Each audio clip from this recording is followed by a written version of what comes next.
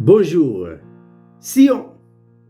Eh bien, nous avions vu dans l'une de nos méditations la signification de Sion. Et ce que nous allons voir maintenant, ce sont les qualités de Sion. Eh bien, on trouve dans Sion 7 qualités. La première, ce sont des hommes et des femmes qui ne se sont pas souillés avec les femmes. De quoi nous parle-t-il le mot souillé? Ça veut dire, ce sont des hommes et des femmes en qui il n'y a pas de compromis. Mais c'est quoi la compromission? La compromission, c'est un coup pour Dieu, un coup pour les hommes. Un coup pour Dieu, un coup pour le monde. Véritable mélange. C'est ça la compromission. Deuxièmement, ce sont des hommes et des femmes qui sont vierges. De quoi nous parle la virginité? Eh bien, ce sont des hommes et des femmes qui sont purs et sans mélange. Il y a en nous deux vies.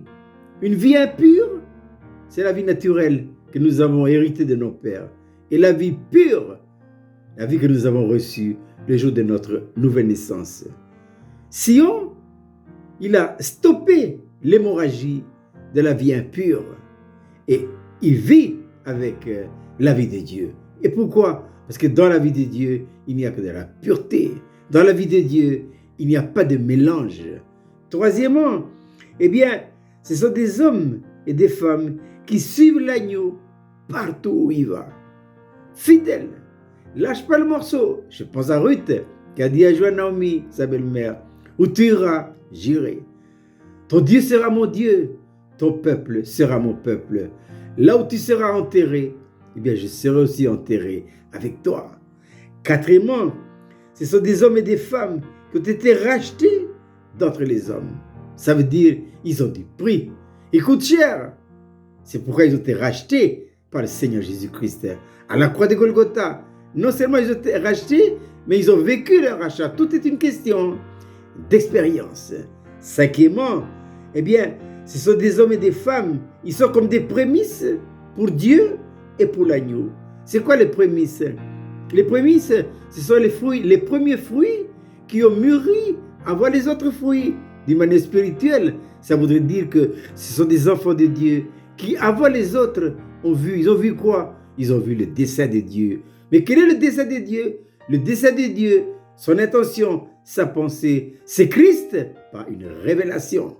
Voilà le dessein de Dieu. Et non seulement ils ont vu, mais le Saint-Esprit et la croix ont travaillé de leur vie de telle manière à ce que le dessein de Dieu se réalise en eux. Mais c'est ce que l'apôtre Paul disait dans sa lettre aux Colossiens. Christ en vous, en nous, l'espérance de la gloire de Dieu. Sixièmement, dans leur bouche, il ne s'est pas trouvé de mensonge.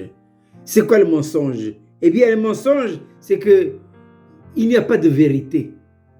Nous sommes un tissu de mensonges. À cause de quoi? Mais à cause du péché. On est né menteur. Et bien longtemps, on restera encore tant qu'on ne passe pas à Sion. Et ça, c'est important. Voilà. Jésus, dans l'incarnation, il est une vérité. En lui, intérieurement, tout est bien constitué. Esprit, l'âme et le corps. Mais tandis que nous, il y a un mélange en nous. L'âme a pris la place de l'esprit, le corps a pris la place de l'âme. Tout est une question de mélange. Voilà. Mais par l'œuvre du Saint-Esprit de la croix, que de l'état de mensonge, nous sommes devenus une vérité intérieurement bien reconstituée. Et septièmement, eh bien, ils sont irrépréhensibles. Ça veut dire, ils sont irréprochables, sans défaut.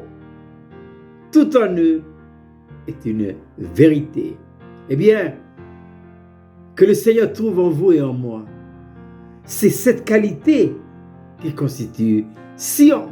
Sion, l'église céleste et spirituelle, selon la pensée de Dieu, qui répond à ses attentes. Je vous souhaite de passer une agréable journée.